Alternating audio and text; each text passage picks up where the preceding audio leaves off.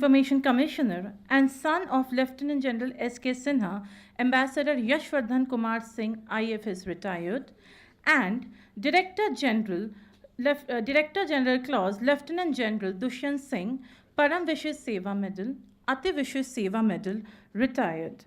It is my proud privilege to welcome this august gathering for the Lieutenant General S.K. Sinha Memorial Lecture being organized on his birth centenary. We are truly honored and delighted to have amongst us three former chiefs of the Indian Army, General N.C. Vij, Param Vishesh Seva Medal, Uttam Youth Seva Medal, Ati Vishesh Seva Medal, retired, General Deepak Kapoor, Param Vishesh Seva Medal, Ati Vishesh Seva Medal, Sena Medal, Vishesh Seva Medal, retired, and General Darbir Singh Suhag, Param Vishesh Seva Medal, Uttam Youth Seva Medal, Ati Vishesh Seva Medal, Vishesh Seva Medal, retired. Your remarkable service and leadership inspire us all, sir. A very warm welcome to you. We are deeply grateful to have you amongst us. Ladies and gentlemen, please allow me to take you through today's program schedule. The schedule is currently flashed on the screen for your reference, please. Lieutenant General Srinivas Kumar Sinha, Param Vishesh Seva Medal, was a colossus who bridged eras of India's freedom struggle and its modern rise. Famous as the thinking general, he played a pivotal role in redefining governance in the insurgency-hit frontiers of Assam and Jammu and Kashmir. The thinking general famously chose principle over position and believed in the velvet glove of empathy guided by the iron hand of security. To inaugurate today's session, allow me to kindly invite Lieutenant General Dushyant Singh, Director General, Center for Land Warfare Studies, to deliver his welcome address. Lieutenant General Dushyant Singh, Param Vishesh Seva Medal, Ati Vishesh Seva Medal, retired, had the distinction of serving twice in the elite National Security Guard as the Deputy Inspector General Operations and thereafter Inspector General Operations. He has also commanded a corps and served as the Commandant, Army War College. Over to you, sir. May I have Lieutenant General Dushyant Singh?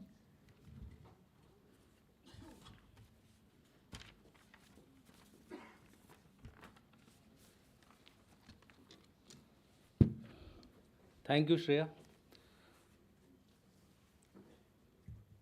General N.C. Vij, General Deepak Kapoor, General Dalbir Suhag, General Shukla, member UPSC, senior officers of the armed forces, members of the strategic community, scholars, ladies and gentlemen. A very good evening to all of you. At the outset, I would like to inform you all that the CDS will be soon joining us anytime. Then a spot of a kind of a disheartening news in the sense that the RM, due to pressing commitments, has not been able to make it to this event, but he has sent a video message of his, so I'm sure all of you will get the gist of what he wanted to speak today.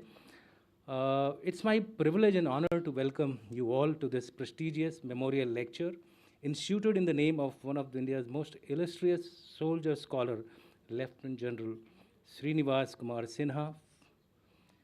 At the outset, let me quote General Hasnan from today's article in the Indian Express, where he says, "Senior officers shaped by prolonged CI service often develop a distinctive capacity to manage complexity, balancing firmness with empathy, authority with restraint." Sinha epitomized this quality. I think we couldn't have asked for a better encapsulation of his personality. And so thanks to General Hasnan for putting out this article on today's historic day. General Sinha embodied the finest traditions of the Indian Army, a rare blend of battlefield courage, intellectual depth, and unwavering commitment to national security. From active service in Burma, now Myanmar, and Indonesia to commanding formations across Ladakh, Manipur, Assam, Jammu, Punjab, and the Western Theatre, his career is a master class in operational excellence and strategic clarity. As Vice Chief of the Army Staff, he was widely regarded as one of the most outstanding generals of his generation. But his legacy transcends rank and appointment. As Governor of Assam and later Jammu and Kashmir, he demonstrated that the general's mind extend beyond the battlefield into the hearts of the people. I think he lived this particular statement. His three-pronged counter-insurgency strategy in Assam, integrating unified command, economic development, and psychological initiatives, remains a benchmark in India's internal security doctrine. It exemplified what General N.C. Vij once described as the need for bold decisions in critical times that shape the destiny of nations. This also reminds me, and sorry for being a little bit of a salesman here, uh, we will request all of you to kindly go through his book, Alone in the Ring, Decision Making in Critical Times. A copy of that is also lying outside, displayed. So do take a look at that, and of course, take it home if you want to enjoy reading it. The installation of 1 lakh shallow tube wells in the Brahmaputra Valley was not just an agricultural reform. It was a strategic stroke that turned rice deficit state into a rice surplus one, proving that development is the most potent antidote for insurgency. His psychological initiatives, rebuilding emotional bridges between Assam and the rest of India, echoed the wisdom of Lieutenant General Raj Shukla. Again, I'm being a little bit of a salesman here because they're all associated with me, who has captured this thought process, stating that civil military fusion is central to strengthening India's national power and comprehensive security. A lot of copies of his book is lying outside. I would recommend all of you to not only read it, but take it home. It's a very, very compelling book. So I'm sure all of you will benefit from that. Jan Sinha's approach was not mere tactical, it was transformational. He understood that winning wars is not enough. We must win peace. That's the bottom line.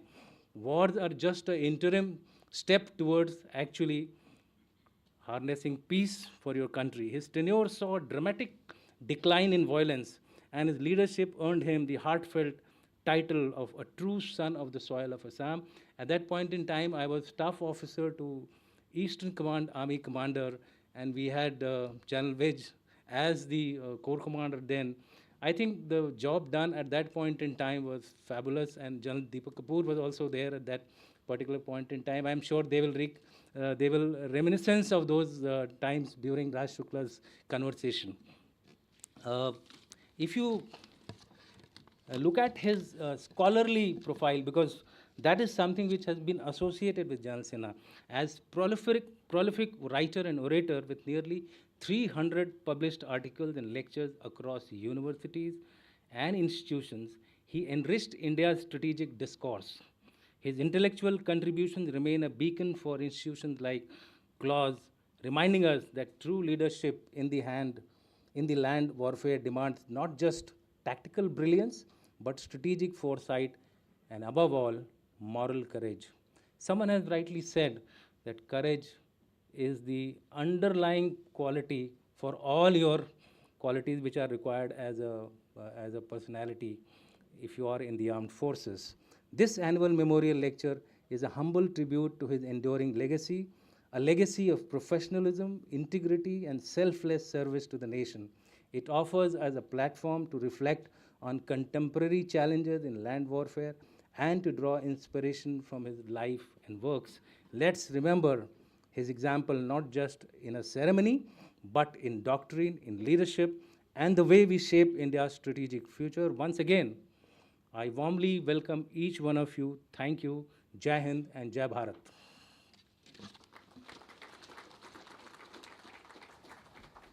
Thank you, sir. It's really unfortunate that the Raksha Mantri ji, Shri Rajnath Singh ji, is unable to attend the event in person. However, he has graciously recorded a video message and has sent it for the occasion. May we kindly request the video message to be played, please? नमस्कार। मुझे यह जानकर अच्छा लगा कि आप सब दिवंगत लेफ्टिनेंट जनरल श्रीनिवास कुमार सिन्हा की जन्म शताब्दी पर मेमोरियल लेक्चर का आयोजन कर रहे हैं। मैं सबसे पहले स्वर्गीय लेफ्टिनेंट जनरल श्रीनिवास कुमार सिन्हा जी की स्मृति को श्रद्धापूर्वक नमन करता हूँ। राष्ट्र के प्रति जो उनका समर्पण था वह हम सब के लिए एक प्रेरणा है। जनरल सिन्हा केवल एक महान सैनिक ही नहीं थे, बल्कि वह उन विरले व्यक्तियों में से एक थे जिन्होंने जीवन भर राष्ट्र को तथा सेना को सर्वोपरि रखा। जीवन पर्यंत राष्ट्र के प्रति उनकी ऐसी निष्ठा रही, ऐसा समर्पण रहा कि उनका जीवन देश सेवा का पर्याय बन गया। 1926 में जन्मे जनरल सिन्हा ने बहुत कम उम्र में ही देश की सेवा का संकल्प लिया। सेकेंड वर्ल्ड वार के दौरान बर्मा के मोर्चे पर उन्होंने कठिन परिस्थितियों में देश का प्रतिनिधित्व किया। वहीं से उनके भीतर वह अनुशासन और दूरदृष्टि विकसित हुई जिसने आगे चलकर उनके पूरे जीवन की एक दिशा दी। 1947 में जब राष्ट्र एक ऐतिहासिक और चुनौतीपूर्ण दौर से गुजर रहा था और पाकिस्तान समर्थित बल कश्मीर की ओर बढ़ रहा था, तब श्रीनगर में भारतीय सेना की पहली एयरलिफ्ट के समन्वय में भी मेजर सिन्हा की भूमिका अत्यंत महत्वपूर्ण रही। सेना में रहते हुए उन्होंने हमेशा प्रोफेशनलिज्म और एक सैनिक की गरिमा को सर्वोपरि रखा। भारतीय और ब्रिटिश दोनों स्टाफ कॉलेजों में उनका उत्कृष्ट प्रदर्शन इस बात का प्रमाण है कि वे बहादुर होने के साथ साथ अत्यंत प्रखर बुद्धि के अधिकारी भी थे।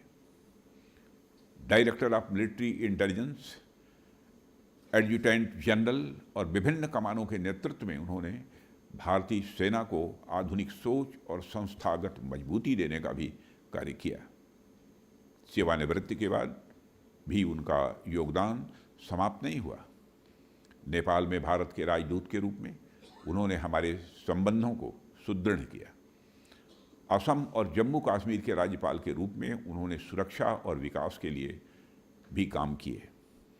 आज जब भारत अपनी संप्रभुता से जुड़े मुद्दों पर स्पष्ट और दृढ़ नीति के साथ आगे बढ़ रहा है, तब जनरल सिन्हा जैसे व्यक्तित्व हमारे लिए एक सोर्स ऑफ इंस्पिरेशन बनकर उभरते हैं। उनकी जन्म शताब्दी के इस अवसर पर हमें उनके आदर्शों से सीखना चाहिए। यदि हम ऐसा कर पाए तो हम निश्चित रूप से उस भारत का निर्माण कर पाने में सक्षम होंगे जिस भारत का स्वप्न हमारी आंखों में पल रहा है। मुझे पूरा विश्वास है कि यह कॉन्क्लेव न सिर्फ हमारी आर्म्ड फोर्सेस के लिए बल्कि इस देश के युवाओं के लिए भी एक फ्रूटफुल रिजल्ट लेकर आएगा। अंत में मैं दिवंगत लेफ्टिनेंट जनरल श्रीनिवास कुमार जी सिन्हा के प्रति अपनी श्रद्धांजलि अर्पित करते हुए और इस लेक्चर की सफलता की शुभकामनाएं देते हुए अपना निवेदन समाप्त करता हूं। धन्यवाद। जय Hind. We are deeply grateful to the Honorable Raksha Mantri ji for spending some time out of his busy schedule and giving us a video message. We shall now proceed to a fireside chat between two very distinguished individuals who were closely associated with Lieutenant General S.K. Sinha during his tenures as governor as well as his post-retirement life. May we invite Lieutenant General Raj Shukla, Param Vishis Seva Medal, Youth Seva Medal, Sena Medal retired to the stage, please.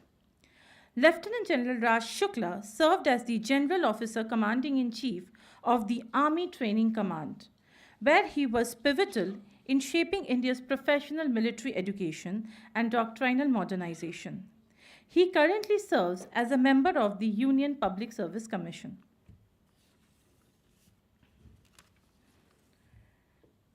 Joining Lieutenant General Shukla is General Nirmal Chandra Vij, Param Vishis Seva Medal, Uttam Youth Seva Medal, Ati Vishis Seva Medal retired.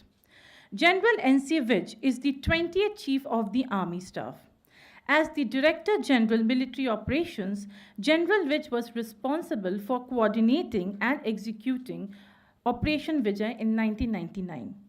On superannuation, the General was appointed as Founder Vice Chairman of the National Disaster Management Authority. May we please have General Vij on the stage?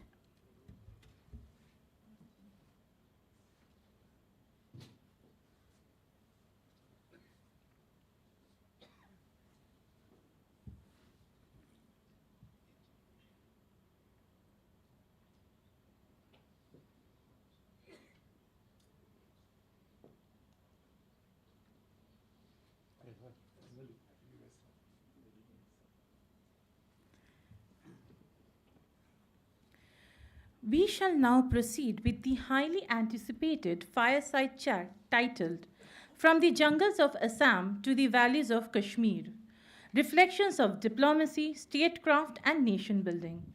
Over to you, sir. Thank you very much. Former chiefs, the Vice Chief of Army Staff, DG Claus, Ambassador Yash Sinha, friends, colleagues, ladies and gentlemen. Good afternoon, Jai Hind. First of all, thank you for braving the January chill and turning out in such large numbers. My experience in recent times has been that in Delhi, there are more speakers than people who are willing to listen.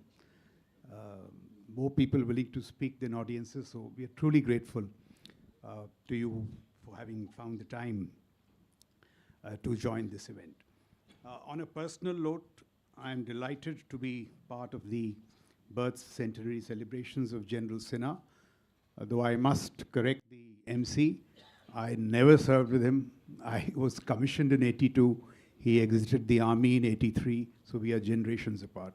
If there's anybody who served with him or seen him closely, it's General Vij, and that's what the conversation is about. But in my view, I watched him from afar, as many of us youngsters did. And in my view, he is indeed India's foremost soldier statesman. And that is what we shall try and bring out in the conversation. I am an ardent and personal admirer of his many talents and virtues, some of which I have seen from some proximity, but largely from a distance. And I must what General Dushyant brought out this morning. If you haven't read General Hasnain's brilliant tribute to General Sinha this morning, you must. He has really captured his persona, his life and times very accurately, and I think it's a great article, some of which I'll be quoting in the course of this conversation. But I think General Sinha's contributions to the cause of Indian defense, particularly high defense organization, he was the man who first waged those battles about the Chief of Defense Staff, MOD integration, and so on. And today, if we have a CDS, who shall hopefully be joining us soon, and a DMA, it is largely due to General Sinha. His papers, his persuasions, his advocacies, they were indeed phenomenal. And subsequently, when he was Governor Assam, Governor J&K, his contributions to nation building, national security, and statecraft were indeed extraordinary. He had a deep understanding of history, and as General Hasnain recalls in this article, he had that knack of converting history into an operational asset. And we see by example, that's how his intellect was so important to the army. On each issue, he had century-long perspectives. And I'll recount to you through one of his interviews to the lady who heads ANI, Smita Prakash. And the icing on the cake, really, in this conversation is to be speaking about General Sinha, who was an institution builder. AGIF, AWHO, the Pay Commission is largely due to him. So to be speaking about one institution builder with another institution builder. And I'm not saying it because General Vij is present here. I've said it many times in the past when he released when I joined him for the release of his book. So that's what makes this conversation very special. Thank you very much, sir, for joining this conversation. A brief preamble before I pose the first question to General Sinha. So what sets General Sinha apart? What makes him one of his kind? First and foremost, his many professional accomplishments. On commissioning, he got the Commandant's Baton, which was the Sword of Honor. And those of us who've been in the competing business know how difficult it is to get that. So he was already there. He's a Delta on the Junior Command course, another big rarity. And he gets nominated to the Joint Services Staff College in UK by General Biji Kaul. And there's an interesting anecdote that as he's doing the attachment in Wellington, he asks General Sinha to depose against General Manekshaw when those two camps were developing. And to General Sinha's great credit, he doesn't do so. So the first evidence of character. And thereafter, I think General Dushyant mentioned, he was at the center of India's earliest security crisis, J&K, when he was at the MO Directorate, and that his career spans the full arc of soldiering. There's nothing that he has not done in his career. But he really grows to wider prominence in the military when he begins to steer the advocacy of the cause of the military in 1971 as the director of the Pay Commission Cell. And that wins him universal applause, because those were the days when there were these very feisty battles between the civil and military on status, perks, and privileges, and he did that job wonderfully well. Then he pilots the introduction of the Army Group Insurance Scheme, and there are many contributions of his. He was a man for many moments. Just let me recall one or two events here and there. In 73, he's sent to Italy to head a delegation on the Convention on Human Rights in Warfare. And he crosses swords with a gentleman called Professor Tom Crabb, an American who, criticizes India's role in East Pakistan, Goa, and Kashmir. And with his eloquence and wit, he refutes every argument of the professor, quotes, articles from here and there on account of his deep research that rebut the arguments, and Professor Crabb apologizes to General Sinha in that conference publicly. So, this was his research, intellect, his ability to, steer India's interests, the military's interests locally, India's interests worldwide. And when he returns, he's personally congratulated by General Sam Manekshaw and the then Defense Minister, Mr. Jagjeevan Ram. He was a powerful orator. I've seen him in person as the Commander, High Command Wing.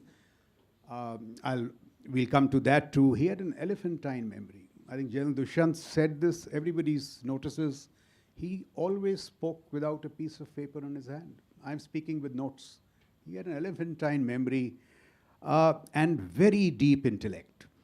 And, General Hasnain today has used a phrase in ode to him, but also in a general manner. He says, General Sinha proved that intellect in uniform is not an ornament to be worn, but a sacred duty. I think he's captured it very well. This is what General Sinha did.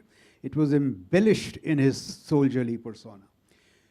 General Hasnain quotes it, I have also observed it. When he would address press conferences, he had this knack of disarming the most aggressive questions with his knowledge, eloquence, and command of the subject.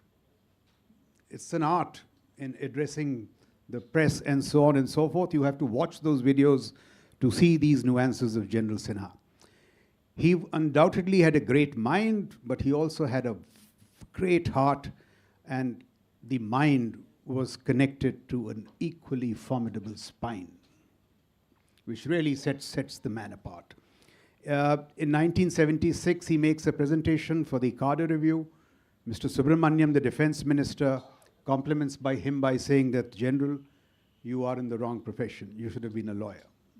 So when he was asked to advocate causes, he did them with such excellence. He piloted cases for AWHO. Som Vihar was the first of its kind, the Army Welfare Education Society, so on and so forth. So his contributions have been seminal.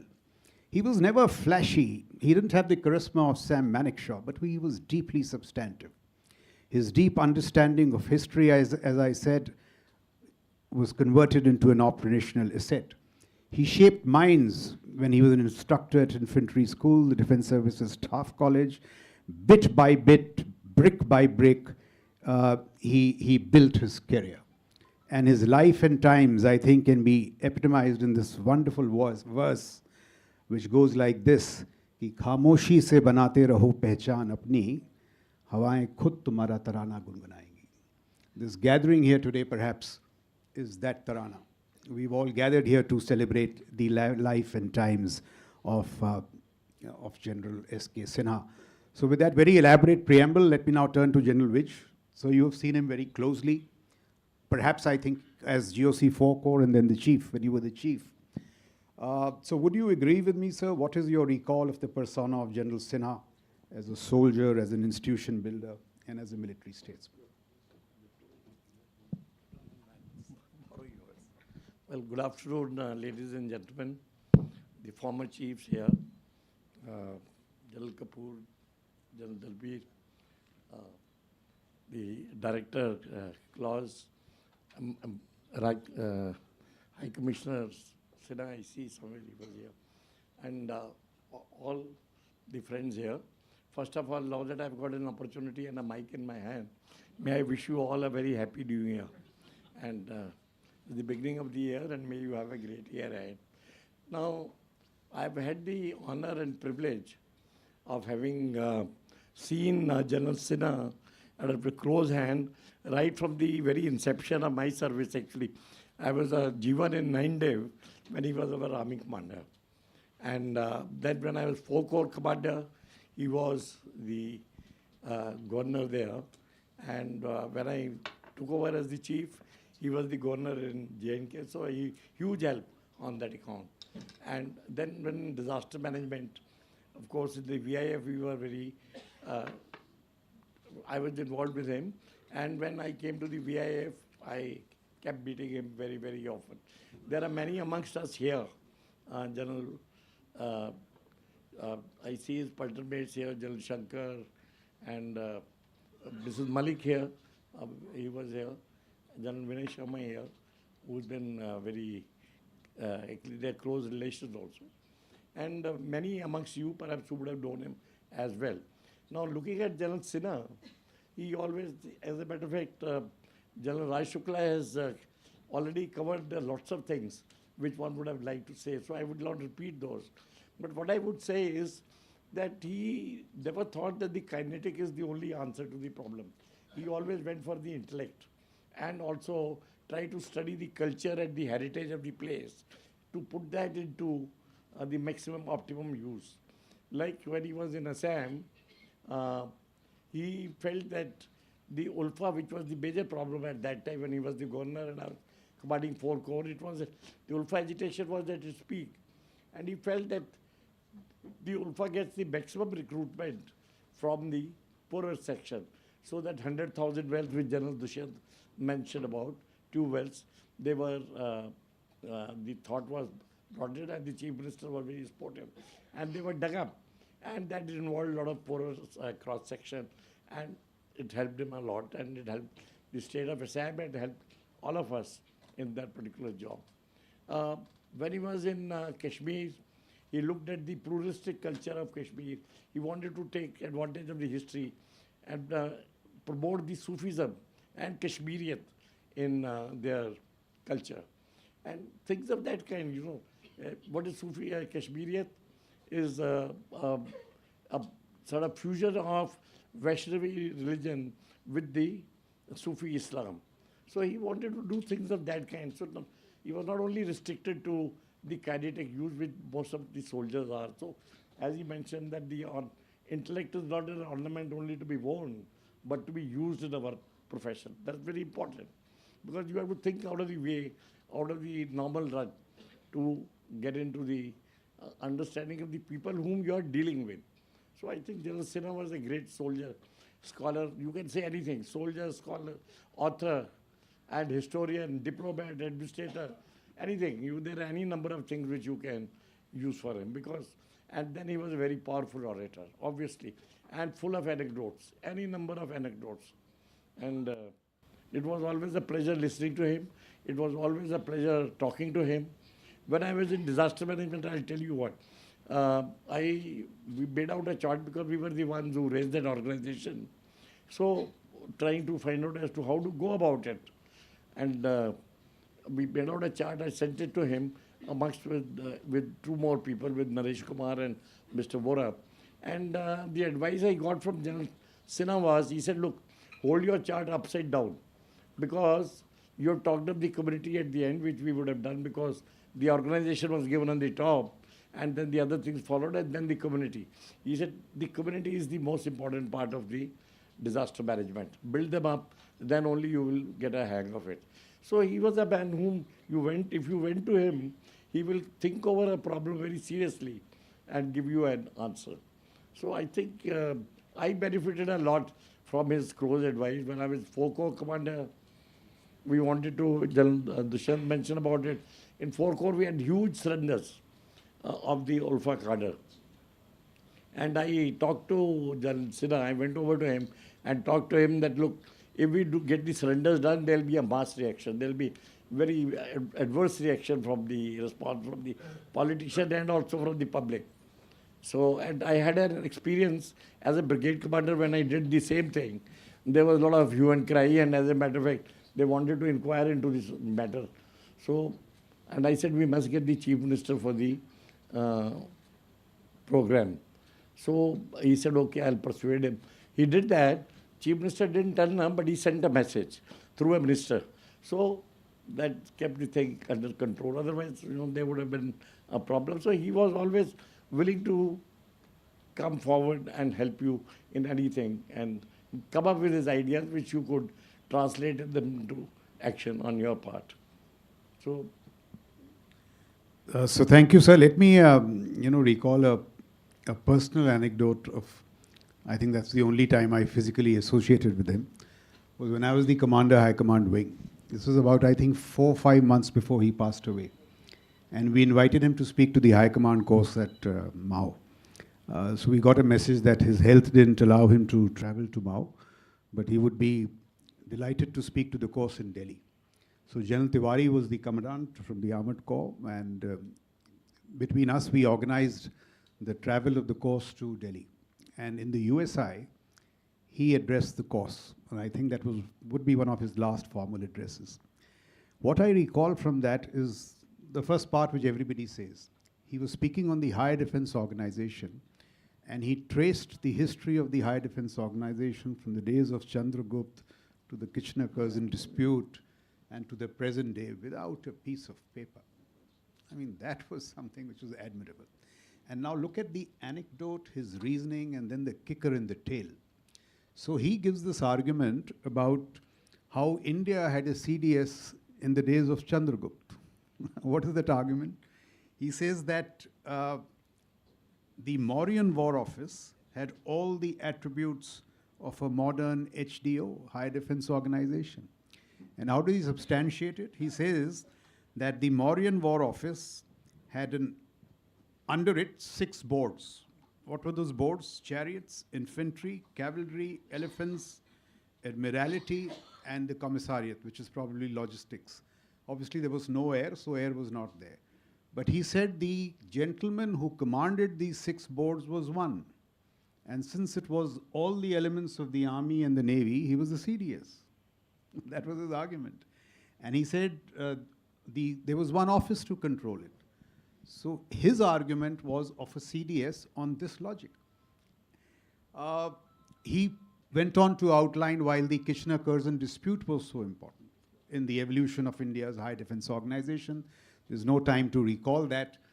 But one thing I remember from that, he brought in General Bhagat. I think he had served under General Bhagat on a number of occasions. And he praised him like anything. And he said he was a great soldier, somebody with great courage, this, that, and the other. But what has remained in my memory is that since General Bhagat was a sapper, he compared him with General Douglas MacArthur and Lord Kitchener, who were sappers. Now, I didn't know that they were sappers, but General Sinha knew that they were sappers. And he compared him. So this is how he put his history. He used his deep historical knowledge to weave stories. And the other part was in the questions. So somebody asked him that should India have a CDS? And the usual question, we didn't have a CDS. Now his answer was stunning.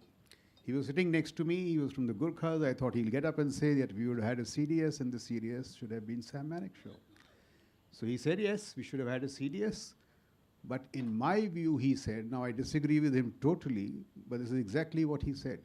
He said, in my view, the first CDS should not have been Sam Manekshaw.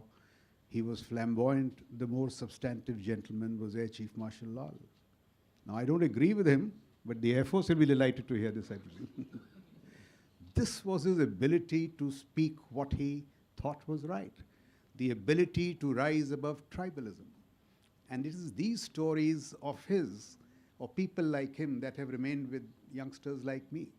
And that's what makes somebody like General S.K. Sinha so great. So is there any anecdote that you recall about him which is absolutely stand out and which you would like to narrate to the audience?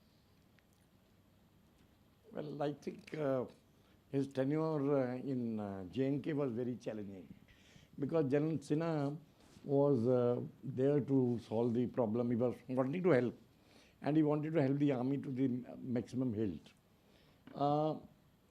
The civil government, I will not say, were not wanting to solve it, but they had their own approach. They didn't want to follow the kind of approach which General Sinha was trying to do, like the Kashmiriyat, promoting Kashmiriyat, promoting pluralistic culture, promoting Sufism. And because the radicalization at that time was at peak in J&K. General Shankar, remember, he was also there as the MBGS in Northern Command for a while. So he will know the Kashmir area very, very well. So he was trying to promote all these things. He held also a music festival there because he felt that in music lies a lot of good feelings and all that generate good feeling and bring out all these qualities. And he was all the time on kind of a struggle with the civil government on that account, but he stuck to his the direction which he wanted to do, and I think a marvelously great job. Whether the civil administration admired that or not, I cannot say. But coming to the Assam side where we worked with him, he was a great sport. We used to have regular meetings, and once in a month at least we will meet, go over to the Raj Bhavan, meet him, and talk to him and get lots of ideas from him. And his ideas were more on the direction of the non-kinetic, because the kinetic part in any case we were doing to the optimum hilt. And he'll suggest to you non-kinetic and how to deal with the public, how to take advantage of the public sentiments. That's why those 100,000 tube wells and the other things were promoted in that particular area. Yes, he, like you also mentioned, he was a great historian. And in his tenure in Assam, he wanted to revive history and generate pride in the SP's people. So Lachit Barphukan was the general of Assam, who in 1678 had defeated the Mughal armed forces in the Battle of Sarai Ghat on the Brahmaputra River. It was a naval battle. He was a general from the army. And he did a lot for Lachit Barphukan and promoted his particular legend. So he was a man who was, thinking out of the ordinary. He didn't really get stuck into a small little parameter or confined in which to think. He thought always, like you also, Raj, mentioned about the CDS definitions and other things. He was a man who was thinking beyond that, and I think because he was also a historian, he wrote lots of books, and as a matter of fact, his books were worth reading, especially A Soldier Recalls, which he was his autobiography in 92, and then Right to, what was that, I'm forgetting the name of the book. So, Right to Swaraj, that was the transition of the Indian Armed Forces. Yeah. Raj to Swaraj. Probably transition of the Indian Armed Forces from the colonial era to the present day generation. So he was a man who was always thinking of the out of the ordinary. So I think the armed forces unfortunately missed a chief who was not to be, but perhaps he would have been a great, great asset to the Indian armed forces and to the country as such, which we missed out, but then those are different things. Today, in this article of Indian Express, General Hasnain writes that he pushed the organizing of a music festival on the Dal Lake when he was governor J&K. And I'll just quote the motivations for that. He said that along with the kinetics, we need acts of cultural assertion. We must signal solidarity with Kashmir's liberal traditions and deny radical elements monopoly of the public space. So it's only very fine minds who can combine kinetics with non-kinetics. We spoke about his history. So, yesterday I was just researching him a bit, so I Googled General Sinha. And on my feed comes this video of General Sinha on Bangladesh. And this is Smita Prakash, I think, interviewing him 10 years back. There are a host of issues. But as I'll recount, again, without a piece of paper. Now, you cannot speak like this unless you have deep reading and brilliant intellect. So I'll just recount this. So in this interview, Smita Prakash asked him that, sir, in 1998, you authored a report about Bangladesh. I think he did it when he was the governor. And you said that Bangladesh is a huge volcano. And then she says, the crisis of Bangladesh can be traced back to 1947. And I'm sure she's a young reporter. She must have researched her facts well. And General Sinha tells her that the Bangladesh, this greater Bangladesh idea, goes back to 1903. And he reels out a series of facts which are stunning in their detail, and only somebody who's genuinely well-read. He says in 1903, the All India Muslim League at Dhaka, in its first session, spoke of Banga Islam. And the idea behind that was to partition Bengal into West Bengal and East Bengal, and then unite East Bengal and Assam on religious lines and not linguistic lines. He further goes on to say that the migration, which we think is a recent phenomena, began sometime in 1910 from Mymensingh to Assam. He recalls that there was a census in 1932 conducted by a British ICS officer, Mullen, who warned then that if migration is not stopped, Assam will lose its identity. He goes on to quote a gentleman called Sir Sadullah, who was Prime Minister of Assam. I never knew Assam had a Prime Minister. I thought they were always Chief Minister, but he's historically correct. Who, while everybody else was growing more food in the World War, I believe that was the campaign, he was growing more Muslims. And the gentleman who cautioned him was Lord Wavell. And this is General Sinha reeling out these facts without a piece of paper. He goes on to say that, in 1946, there was a concept floated about a Hindu majority province, Muslim majority province, and Assam and Bengal, which was peculiar. And behind that, this idea was to unite Assam with Bengal. And that idea was stymied by somebody called Mr. Bardoloi from the Congress in concert with Mahatma Gandhi. Now, I've read out all these facts from this piece of paper. The difference between me and General Sinha was that he came unprepared for that press conference and could rattle off these facts. I mean, it's amazing when you look. So today when we try and, look at Bangladesh and these kind of issues, if we do not have this deep historical understanding, we will not take the best of decisions. And I think this is what makes General Sinha, his intellect, so pertinent. It was not an ornament. He actually used it through his life. And he wore his erudition with effortless ease. There was an instinctive grasp of nuance which actually mocks the phrase scholar warrior. Somebody like General Sinha, they combine the two. His persona deserves neither the preface nor the suffix, because he carried them with such effortless ease. We'll now turn to another episode in his career, sir, and that is his ability, willingness to speak truth to power, which comes after the assassination of Lala Jagat Narayan in 1983, the arrest of Bhindranwale from Mehta Chowk. And there, I'm told, the story is that the Punjab government requests for army help. He refuses the help. The chief minister speaks to the prime minister, a very powerful prime minister like Indira Gandhi, and the orders come that the army will arrest Bhindranwale. And he picks up the phone and speaks to the defense minister, Mr. Venkatraman, and says, sir, that the army should not do it. So Mr. Venkatraman says, are you refusing orders? He says, I'm not refusing orders, but I wish that my views be placed before the prime minister once, and if she insists, we will do so. And it so happens that I'm told when the prime minister is told, the orders are cancelled, and the army does not get to involved in his arrest. But, and thereafter, General Sinha sketches a plan which is more in the Black Thunder mode and not the Blue Star mode. And that is perhaps one of the reasons why he doesn't make it to chief. But this attribute of his speaking truth to power when it mattered most, when he was sweating to be chief, I mean, this is an extraordinary attribute. Would you like to comment on this? Yes. This incident you have already mentioned. I think professional integrity was one of the biggest assets of General Sinha.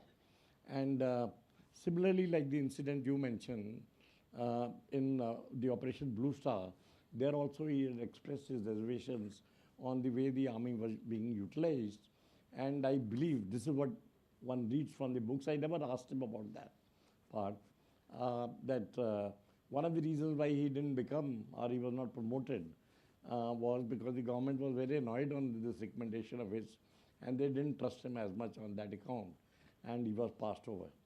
So professional integrity was there. Like when he was passed over also, he was called by General Rao and told that this is the decision of the government. He came back to his office. He didn't protest. Came back to his office, wrote 2 letters, one to General Vaidya, who was to take over as the chief, and congratulating him, and the second letter resigning. So what better examples of professional integrity? And I think more than resigning, I will even more appreciate, personally more appreciate more his letter to General Vaidya first, and congratulating him for being nominated as the chief. He was a man of great integrity, but since we talked of some anecdotes, I must mention 2 things. As a junior officer, as a captain, he was in the MO Directorate and was made responsible because that time the MO Directorate was a minuscule directorate, unlike the directorate of today, which has expanded a lot. And there were total 6 Dakotas in the Indian Armed Forces. And their acquisition, all the Dakotas which were available in the country, which were about 50 of them.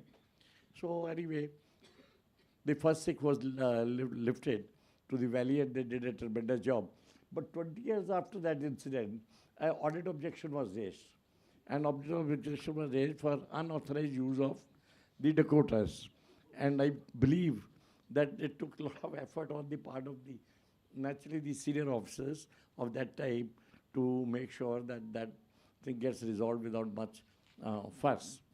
You talked of General Bhagat, and that reminds me of an incident which he quotes of General Sinha quotes of General Field Marshal Manekshaw, that once Madam Indira Gandhi walked into the MO ops room for some discussion, and she found a bottle of old, what is this?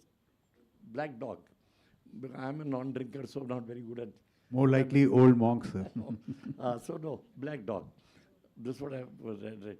And then she looked at him, and he said, look, madam, this is what Yahya Khan drinks, and I'm going to outdrink him and outfight him. So things of that kind. He was a man of great, he had a lot of knowledge on the anecdotes and knew lots of things personally. I remembered them and made sure that he passed them on to the generation so that people knew the lighter side of the armed forces also, in the lighter vein. Things of that kind are very important as far as General Sinha is concerned. It was always a pleasure. You were, as a matter of fact, always learning from him. That is what was great. As a matter of fact, when I was in disaster management, they used to live in Vasant Kunj, and I had to go back to my house every day in the evening to Gurgaon. And he had taken a promise from him that I'll meet him once in 15 days. So I used to go over to him in the evening, once in 15 days or around that much of time. And we'll have a cup of tea together, and that 1 hour or so which one spent together used to be a great education and thinking and talking about the old types. So you mentioned this incident about the fact when General Vaidya was announced as the chief. At least to the middle piece and younger officers in this audience, do go and watch the press conference that he gave when he was overlooked. And he refused to, in accord with his understanding of civil-military relations, he said that the government has the right to choose its own chief when he was personally affected. He refused to get drawn into any political controversy in the course of the questions and publicly complimented General Vaidya. He said he's a very fine soldier, a great general, and a close friend. And that was really grace under fire, really grace under fire. And because of this principled stand, there was universal support for him. I'm told General Karyappa and General Kumaramangalam publicly wrote in his support. And politicians across the aisle, Charan Singh, Mr. Jagjeevan Ram, Mr. L.K. Advani, H.N. Bahuguna, George Fernandes, Dharamveer Sinha, all came out in his public support. And that was the time when a soldier turned into a national icon. And of course, in his roles as the governor of J&K and Assam, he's done wonderfully, but also as ambassador to Nepal, where his diplomatic skills came to the fore. He, I'm told, just had a brief spell of 11 months, but he, in that very short period, established new levels of cordiality. And this is what the Prime Minister of Nepal had to say about him. He said General Sinha was a true friend of Nepal. He was as much India's ambassador to Nepal as he was Nepal's ambassador to India. So I think that's a good note to end on. We also have the Chief of Defense Staff here. So I'll just conclude by saying that General Sinha lived by the highest traditions of the Indian Army. He was, of course, a brilliant communicator. Not only was he a good speaker, but he was a man of sound heart, great mind. And as I said, somebody whose mind was connected to his spine. He was an outstanding soldier, historian, diplomat, institution builder, and he was one amongst the generals of that generation who were instrumental in positioning the instrument of force somewhat central to India's strategic calculus. It was pretty peripheral before that. So he was a gallant son of Mother India. He thought like a man of action. He acted like a man of thought. And he was a soldier who demonstrated that integrity is indeed the highest form of courage. So on that note, we'll conclude, sir. Thank you very much. And I think we're concluding just in time for the CDS. I hope we've laid a sound edifice for the CDS to expand on. Yeah, just one closing conversation which I had with him. Once I asked him, I said, look, sir, you've been ambassador, you've been governor twice over, and you've been into a lot of consultative mode on the administrative affairs of the country. People consult you. So how much have you been compensated? So he said, look, Nirmal, I've joined the army as my profession. That was my profession. What else came my way is, okay, secondary. So he was the man of that kind who did his best in whatever job he was assigned to, without cribbing, without making a fuss of it in public especially, and giving everybody his due. And I think his contribution to the armed forces also was immense, even after when he left. Even after when he left. That was very important, because his interest remained absolutely alive in the armed forces. And I think he was a great soldier, and one learned every bit from him, from every moment that you spent with him. And one had a lot of honor, a lot of respect for him.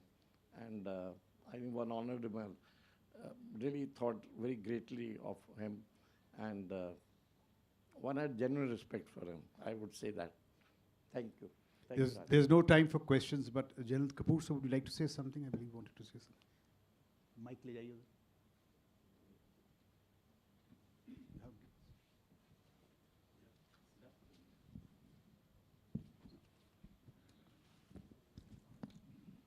Thank you.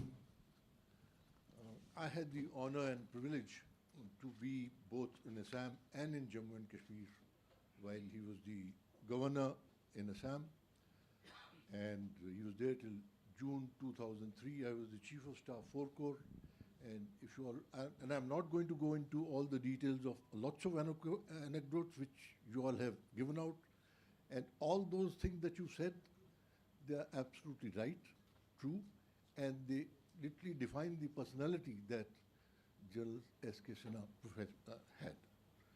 So to that extent, I would say highly educated. It's a repetition of some of the words that you all have used. Highly educated, very sharp memory, a person who could come up with the right answer at the appropriate moment. So a lot of things while he was the governor in Assam at that time, Ulfa and General Vij, having been a co-commander there earlier, would bear me out. That was the operations were at a tremendously high level as far as Ulfa was concerned, and they had also gone into Bhutan, where they had camps on the other side of the border, from where they were operating. And a lot of advice which came to me specifically, because at that point in time when we launched Operation All Clear in December 2003, by which time General Sinha had moved out. He moved out from there in June, having finished the tenure of a governor in June 2003.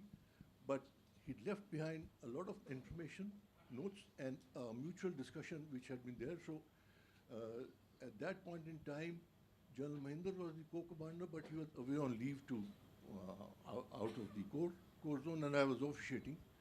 And so a lot of those aspects which he had brought out, we put into practice, and that is how the camps which were there in Bhutan and the interaction with the Bhutanese government at that point in time was carried out, and we were able to resolve that issue and ensure that there was total clarity as far as Bhutan side was concerned, and therefore the tackling of the Ulfa subsequent to that in the rest of the period became much easier. Coming down to his tenure in Jammu and Kashmir, it coincided quite a bit with my tenure, firstly as the Army Commander, Northern Command from 2005, in 2005 and 6. And he had taken over as Governor of Jammu and Kashmir in 2003 and continued till 2008, June.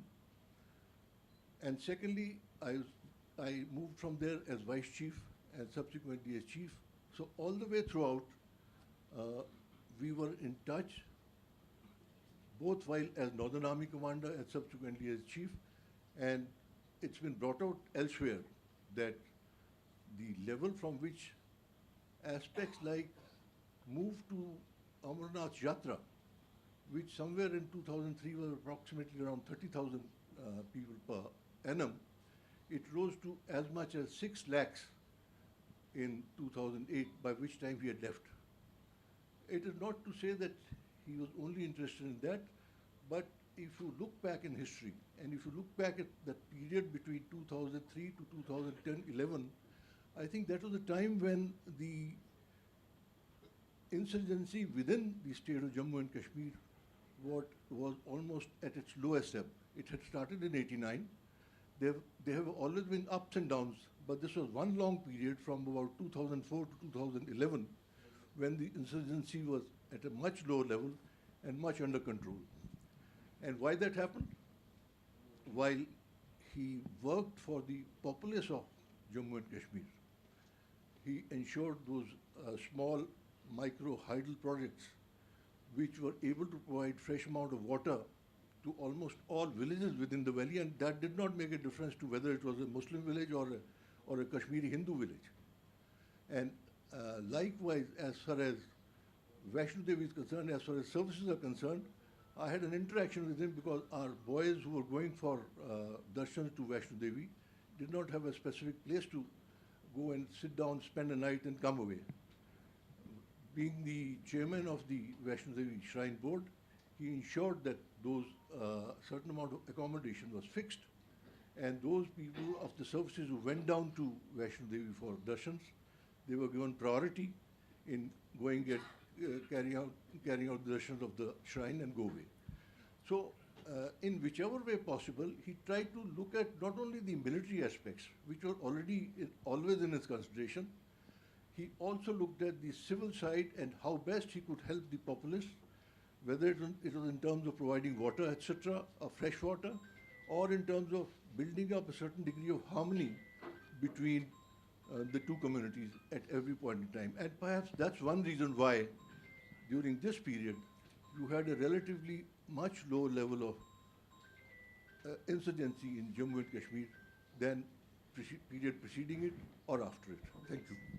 Thank you very much, sir. I mean, all that General Kapoor has said, I think, sums up the persona of General Sinha, soldier, statesman. And on that note, we'll conclude. Thank you very much.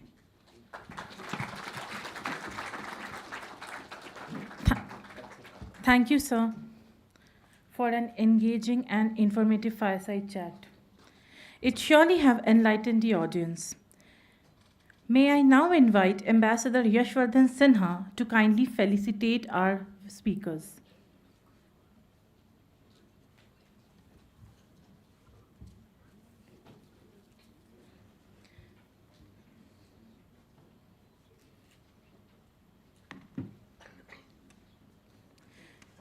General N.C. Vij.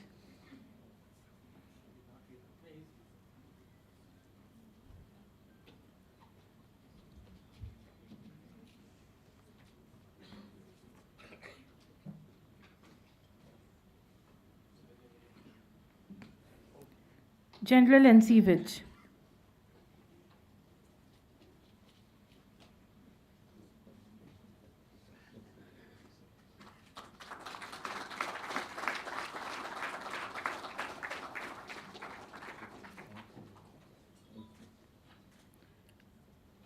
Lieutenant General Raj Shukla.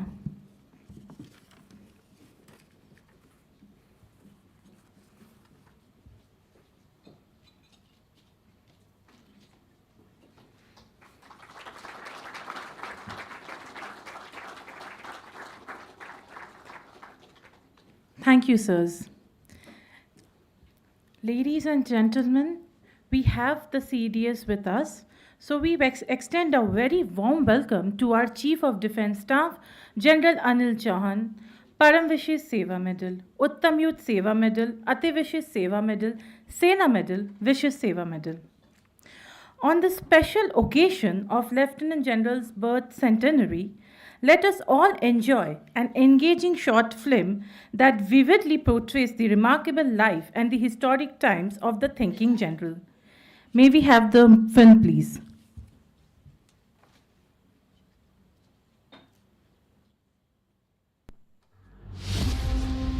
Today, we shall tell you the story of an eminent soldier statesman, a giant amongst mortals and leader par excellence.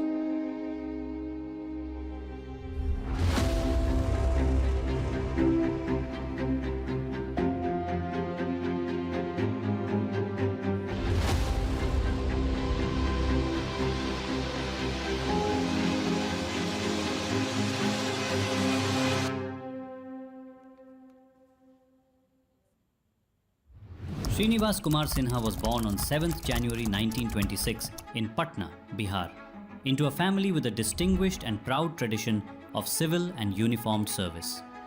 His father, Mithilesh Kumar Sinha, was the longest serving Inspector General of Police of Bihar, while his grandfather, Alakh Kumar Sinha, held the distinction of being the first Indian Inspector General of any province in India during the British Raj. Srinivas was a prodigious student, graduating with honours from the Patna University in 1943 at the remarkably young age of 17. With the Second World War raging, he joined and subsequently passed out as the best cadet from the Officers Training School, Belgaum. Barely 19 years old, Second Lieutenant Sinha was thrust into the chaos of the Burma campaign.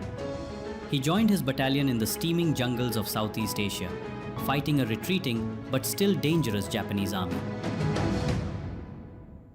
After the surrender, he served as the adjutant of the Indian National Army prisoners camp. When independence came in 1947, Sinha transferred to the 5th Gorkha Rifles, Frontier Force, the regiment he would call home for the rest of his life. In October of 1947, as Pakistani raiders poured into Kashmir, the fate of Srinagar hung by a thread. The decision was made to airlift Indian troops to save the valley. This had never been done before. Major S.K. Sinha, then a junior staff officer at the Delhi and East Punjab Command, was the man tasked with the impossible, organizing the airlift. He was the key logistical brain behind the historic sortie of one Sikh to Srinagar on October 27, 1947. He remained deeply involved in the Kashmir operations throughout the 1947 to 1948 war. In 1949, he was appointed secretary to the Indian delegation for the Karachi Agreement, where he helped delineate the ceasefire line, CFL, the line we now know as the Line of Control. The 50s and early 60s were spent excelling in courses, staff, and instructional tenures. What set him apart was not merely his operational competence, but his intellectual rigor. In 1953, he secured the top position at the Defence Services Staff College in India. He repeated this feat in 1962 at the Joint Services Staff College in the United Kingdom. He commanded the 3rd Battalion of the 5th Gorkha Rifles, Frontier Force, in Ladakh, the 71st Mountain Brigade in Manipur, where he cut his teeth on counter-insurgency operations, and the 23rd Mountain Division in Assam and 10th Infantry Division in Akhnur.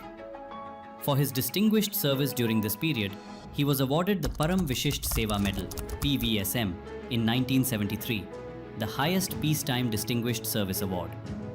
His belief that a soldier's morale was directly linked to his dignity and financial security gave him the sobriquet of the Thinking General. He commanded the 2nd Corps in Ambala and was subsequently elevated to General Officer Commanding-in-Chief, Western Command. He took premature release from the Indian Army as the Vice Chief of Army Staff in 1983. In 1990, at a pivotal moment in Indo-Nepalese relations, General Sinha was appointed India's ambassador to Nepal, where he was instrumental in the restoration and deepening of Indo-Nepalese ties. So profound was his impact that Nepal's own Prime Minister paid him the extraordinary compliment. General Sinha was as much India's ambassador to Nepal as Nepal's ambassador to India. In 1997, General Sinha was appointed Governor of Assam. With the state facing multifarious challenges, General Sinha recognized that military operations alone could not resolve this crisis. He crafted a 3-pronged counter-insurgency strategy that became a model for addressing low-intensity conflicts: unified command structures, economic development as an instrument of nation building, psychological initiatives for winning hearts and minds. As Governor of Jammu and Kashmir, he again balanced robust counter-terrorism with initiatives aimed to revive Kashmiriyat, the valley's syncretic, plural tradition with tangible results. Terrorist violence declined, tourist numbers rose dramatically, and new development initiatives such as micro-hydel projects took root in remote regions. Lieutenant General Srinivas Kumar Sinha's legacy embodied a comprehensive vision for India's security architecture that remains profoundly relevant today. His choices demonstrated that military professionalism and democratic accountability are complementary principles. As India confronts multifaceted threats spanning conventional warfare, terrorism, and cyber operations, his integrated approach offers a holistic framework for modern defense policy. Sinha exemplified the soldier-statesman who understood that India's greatest strength lies in civilizational continuity, institutional integrity, and armed forces serving as guardians of the Constitution.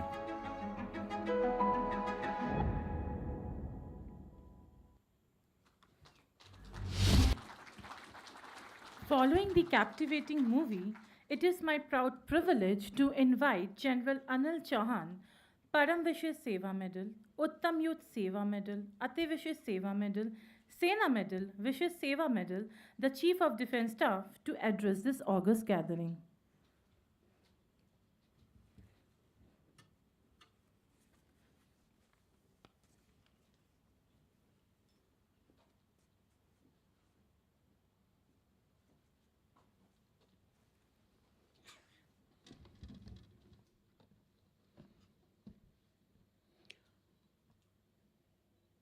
Vice Chief of Army Staff, Lieutenant General Pushpender, Lieutenant General Sanjeev Chauhan, President Gorkha Brigade,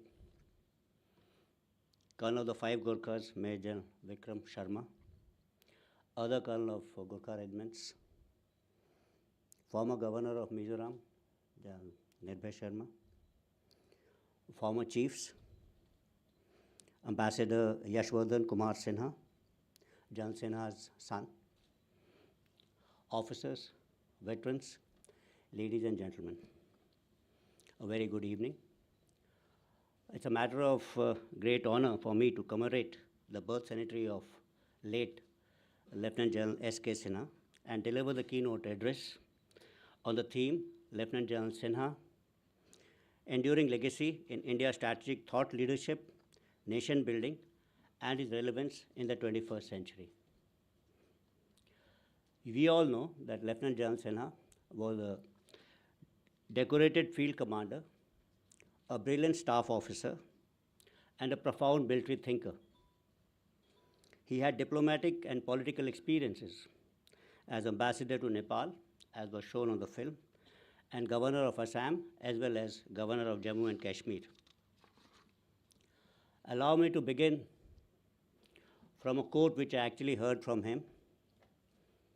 He said that when a politician says yes, he probably means maybe. When he says maybe, he actually means no. And when he says no, then he's not a true politician. When a diplomat says no, he actually means maybe.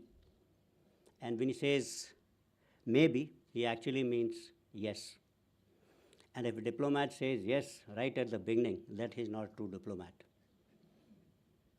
As far as the soldier is concerned, when a soldier says yes, he definitely means it's a yes.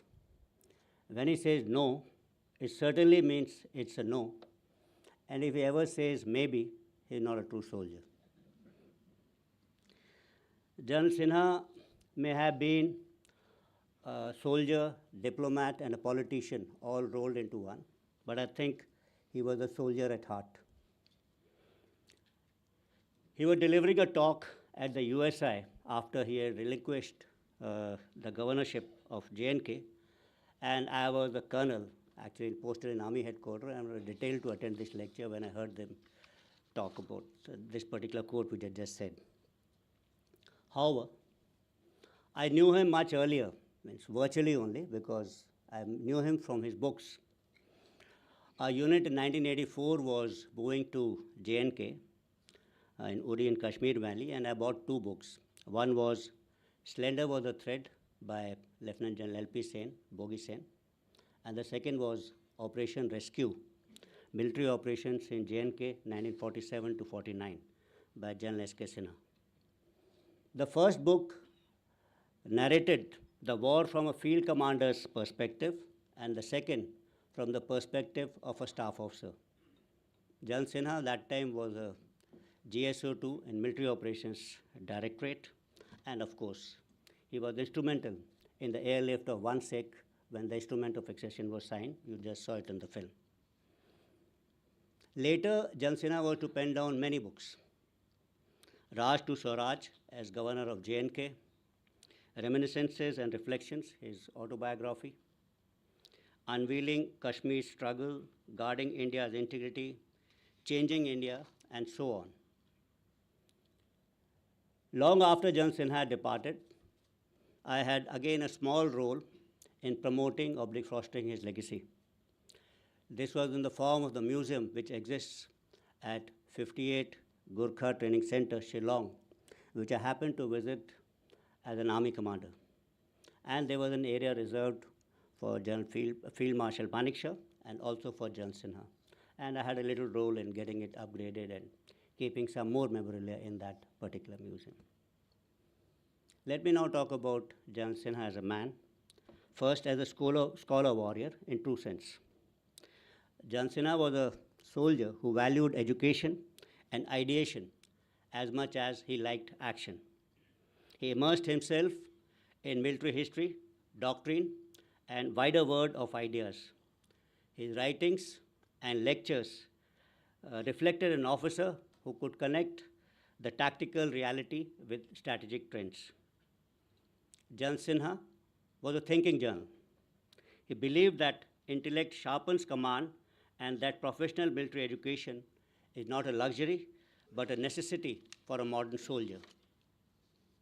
He urged officers to acquire knowledge. He felt that all officers must be students of history and geopolitics, society and culture, insurgency as well as statecraft. He said this because all military actions are designed to protect three elements of a nation state, what actually constitutes a nation state. That is territory, its people, and its ideology. Today, as warfare grows increasingly complex, spanning space, cyber, information, and the cognitive domain, the need for scholar soldiers and thinking journals is far more than before. Today, even the basic building blocks which I just spoke about, what constitutes a nation state, that are being challenged. The concept of sovereignty, the concept of nation state, that is being challenged. Even diplomacy is under strain. That brings forth the point there's more need for thinking journals to be there. Jan Sinha was also a soldier statesman. Few officers have navigated the civil military space with natural ease that Jan Sinha did. As governor, particularly in Jammu and Kashmir, he demonstrated that uniformed experience can enrich constitutional responsibility, not compete with it. He respected democratic institutions, valued dialogue, and understood that military power must always operate in harmony with political intent and societal realities. In an era where civil-military relations globally are often strained or misunderstood, Jan Sinha stands as a reminder that India's strength lies not in dominance and confrontation, but in balancing and in cooperation. He also thought that national security cannot be viewed as the responsibility of armed forces alone. It requires a whole-of-nation approach where military power works in concert with diplomacy, industry, technology, academia, and the civil administration.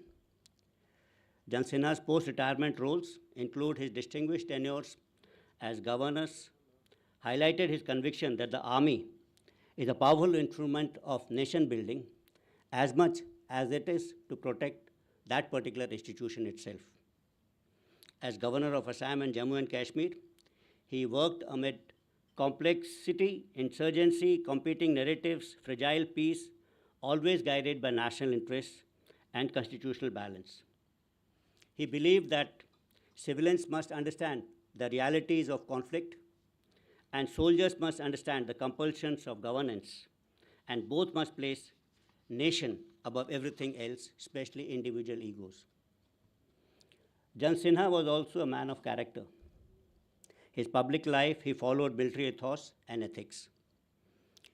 This demonstrated on more than one occasions in his career as a soldier and later as a statesman, as a politician. A soldier, all soldiers, are men of character.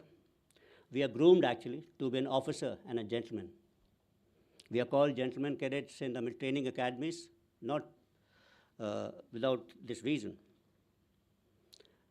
The army's true strength actually lies not in the type of arms that a soldier holds, but in the character of the soldiers who bear those arms.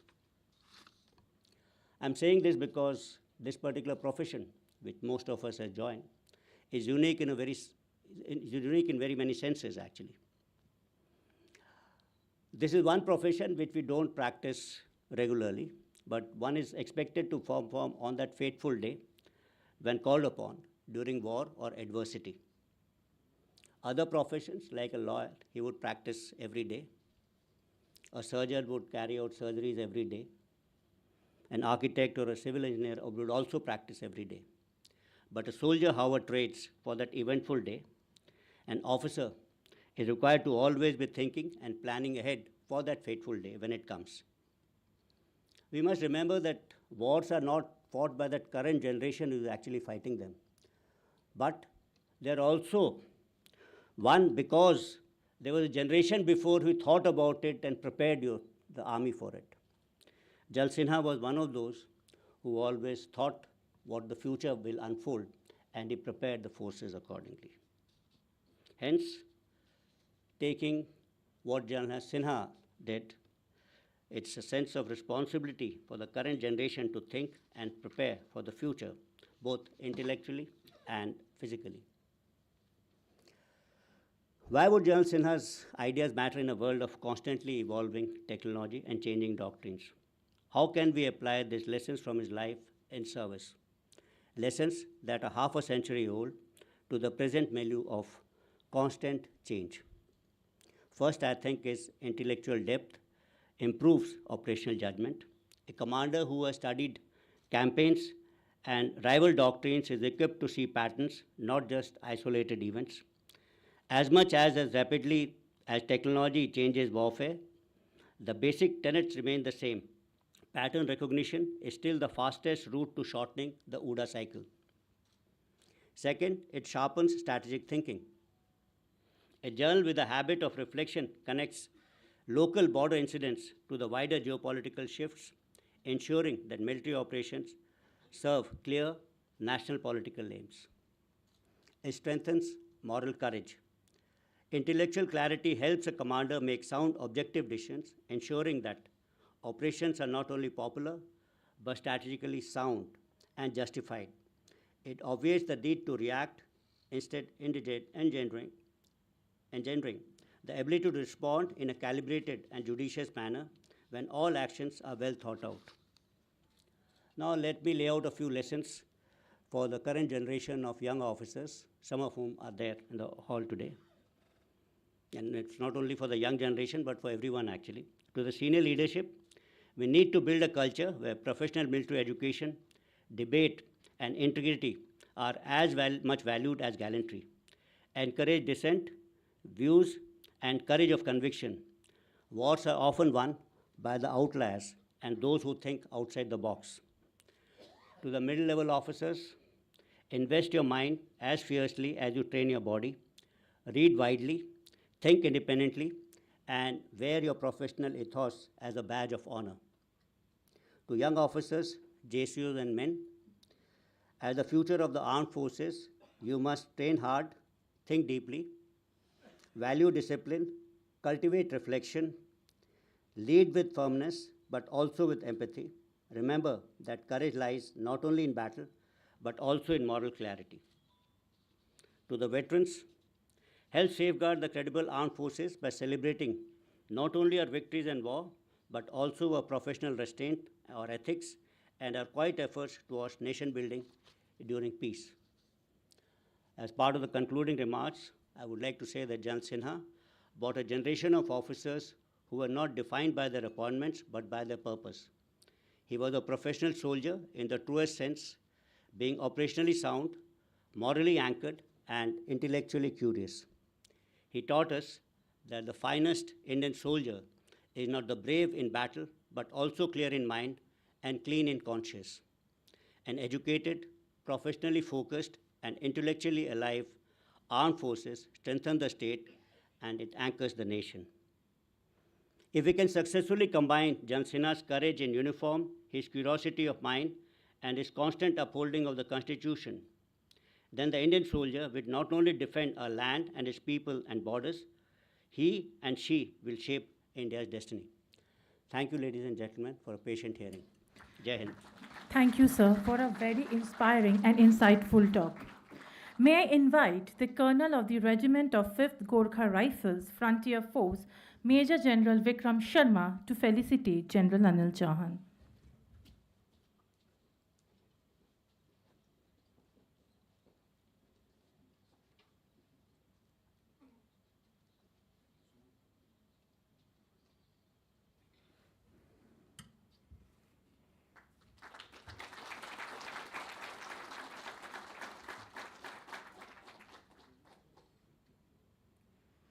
Thank you, sirs. It is my privilege to invite Ambassador Yashvardhan Sinha to kindly deliver the closing remarks.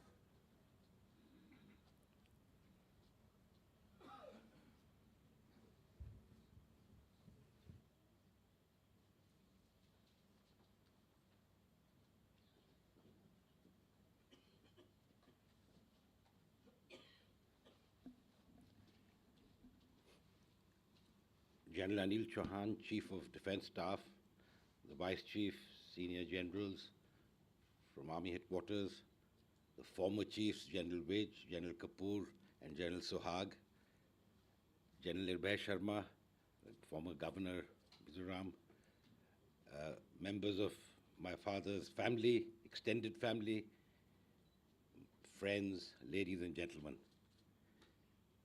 I'm rather overwhelmed because I've been asked to make closing remarks and very little that I can add to what has already been said. But at the outset, it would be remiss on my part not to express deep gratitude to Honorable Raksha Mantri for his very poignant remarks that you heard at the start of this function. I would also like to thank General Chauhan for not only his delivering the keynote address, but for even facilitating this event. I recall that I mentioned to General Chauhan a few months ago that I wanted to commemorate my father's birth centenary, and he was so forthcoming. And I think down the line, I think the people who've held this, who've hosted this event, particularly I would like to thank General Raj Shukla, because he's another person I had discussed this idea with, and of course he set in motion a whole chain of events. But really the credit goes to General Dushyant Singh, the DG Claus, and General Vikram Sharma, Colonel of the 5th Gurkhas, because without them this event would not have been possible. And with General Sharma, his team, in particular, Colonel Siddharth Banerjee, Regimental Staff Officer, who tirelessly worked, single-handedly almost, to organize this event. And I thank you, Colonel Siddharth, and thank you, all of you, for all the help that you have given for this event to be organized. I would like to also acknowledge my family, my father's family, his sister, Mrs. Padma Bhattagar, and his brother, Mr. C.K. Sinha, and wife, Mrs. Mona Sinha, his cousins, and a large extended Sinha family here, his nephews, his grandnephews, and my wife, Girija, and son Ambuj. They were all very helpful in ensuring that this event would go on as planned, and we were worried about the weather, we were worried about the traffic, and we were certainly worried about the AQI. But I'm glad everything held for this afternoon, a fitting tribute to my father. And I would also like to thank all my friends who have turned up to pay tribute to my father. I think it is an excellent opportunity for all of us to gather, recall his contribution to nation building. And I'm General Shukla and General Vij took us through his career in the army and, of course, afterwards. But the regiment put together that video that you saw, a short snippet of his life, which really captured the essence of what he stood for and what he is. So with these words, I'd like to thank each and every one of you for turning up today and honoring his memory. Jai Hind. Thank you, sir.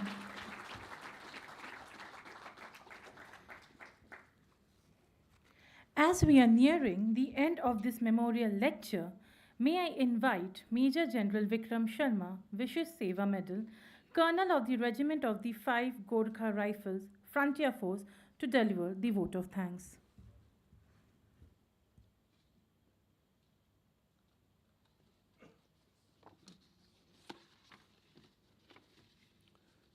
Jai Hind. Before I just give out my vote of thanks, I will just like to say when I was a young captain, I had attended my Diamond Jubilee celebrations in Udaipur of my unit, and General Sinha had come as the governor attending the same, and we youngsters got around him and we asked him, sir, what makes you so special and how have you reached such a stature?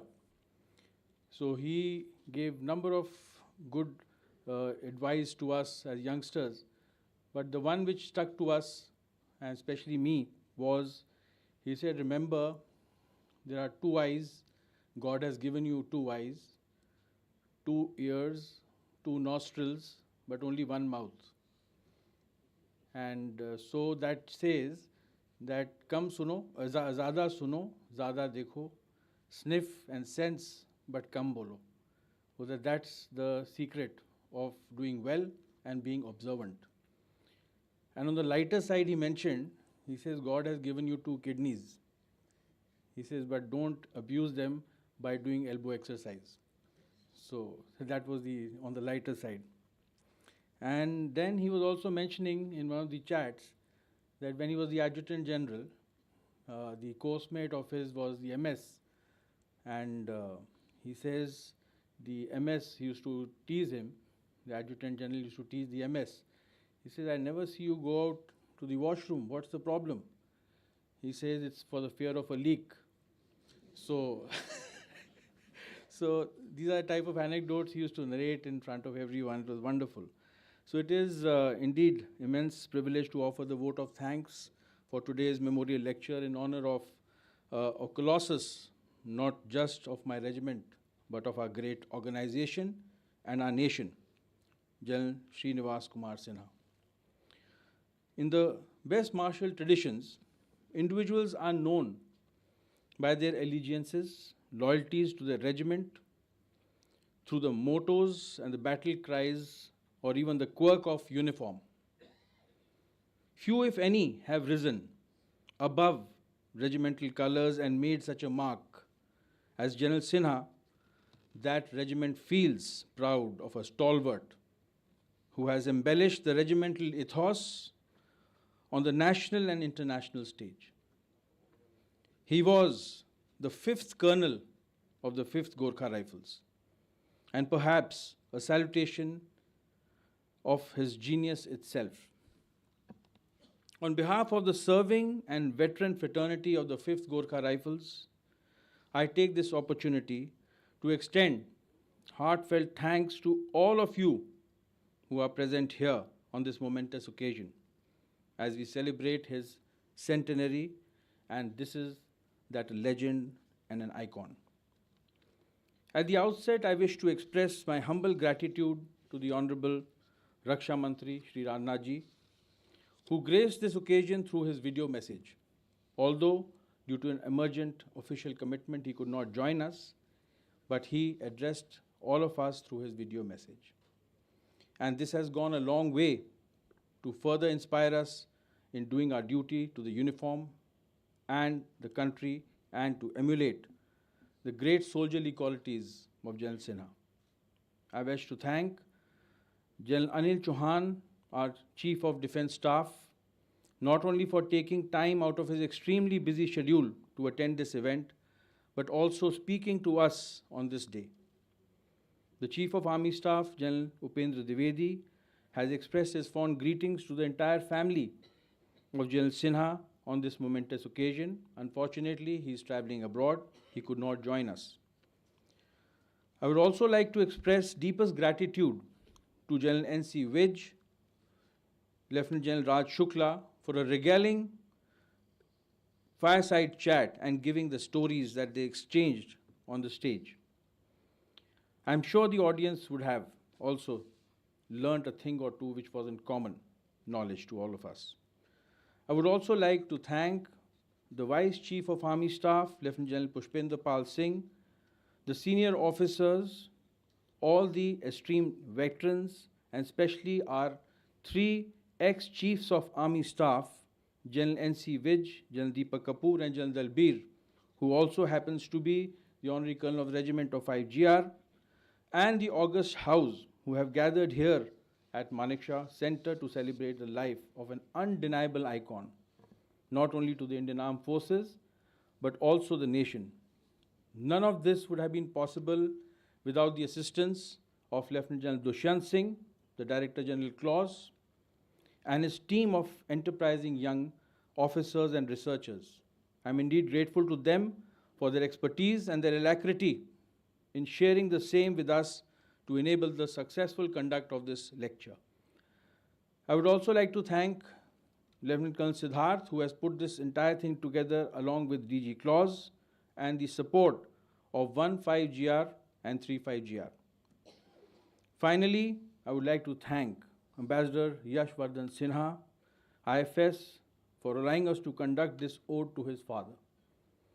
We hope that the lessons learned from General Sinha's life, as brought out today, shall continue to illuminate our path forward. I would like to share a short poem which I penned down for General Sinha. A legacy that leads. He stood there, duty meets decision. He led a life of dignity and strategic vision. In battle, he was tough, unbent, and intrinsically upright. In living, he was extremely humble, clear, and light. He always wanted to see the nation's flag flutter ever higher. With a heart of steel, he had it all and never did tire. And in Nepali, वर्दी संग प्रेम यही मेरो अभिमान, गोरखा को शौर्य ले जीत्यो योद्धपनी, मन को सम्मान. 90 वर्ष पछिपनि अटल रह्यो यही विधान, फेरि जन्मियो भनी पनि पांचों गोरखा राइफल्स रोजों जीवन दान. Some serve quietly, some inspire bright, a rare few rise and become a guiding light. Lieutenant General Sinha's name will always atop stay a soldier's path and a nation's way. With this, I thank everyone who have come here. Jai Hind. Thank you, sir.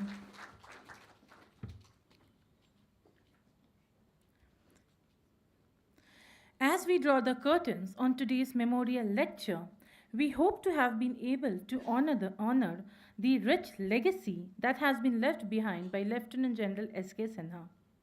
May we kindly request our dignitaries to join us for a group photograph at the foyer, right outside at the right of the hall.